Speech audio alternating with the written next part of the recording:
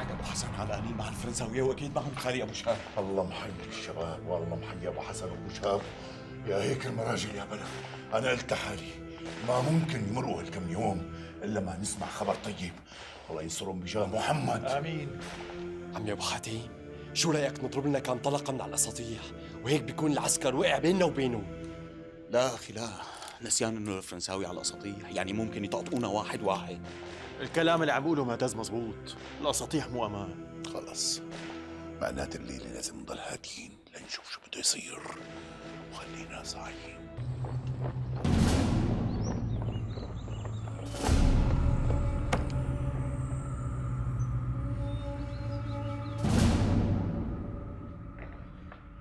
صباح الخير عمي. صباح الخير عمي ابو حاتم. مين اهلي صباح الخير. خير عمي ابو حاتم، ليش بعت ورانا؟ في شيء؟ عدوى بعدو. خير عمي ابو حاتم، والله شغلت لي بالي. انتو سمعانين شي خبريه عن خالكم ابو شهاب؟ لا والله عمي ابو حاتم، ما سمعنا شيء. انت عندك شي خبر عنه؟ قولي على قامتي، كيف اختفى وما حدا بيعرف عنه شيء؟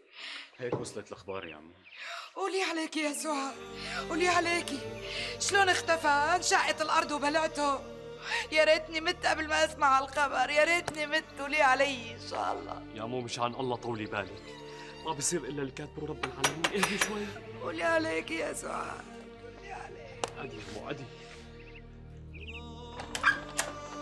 مرحبا اخي. اهلين بوران. امي هون ولا عند اختك دلال؟ لا جوا، فوتوا يلا فوتوا. يلا فوتوا امي فوتوا. مرحبا خالو. اهلين خالو. استغفر الله العظيم. يا شو بقى اللي بخلقتهم من على بكره الصبح؟ تعي امي تعي. هنيا لك اخي هنيا. الله يهنيك. بتعرف لك عصام، خالك ما كان لازم يطلع برات الحاره لحاله. لك شو عم تحكي لك معتز؟ خالك اكيد حاسبها منيح قبل ما يطلع من الحاره.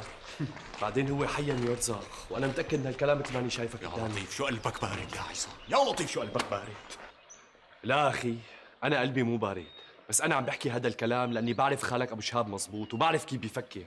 طيب تقدر تقول لي وينه خالك ابو شهاب؟ ليش اختفى هيك؟ اكيد عم يحضر لشيء كبير كبير كثير لحتى يفاجئ كل الناس واولهم الفرنساوي.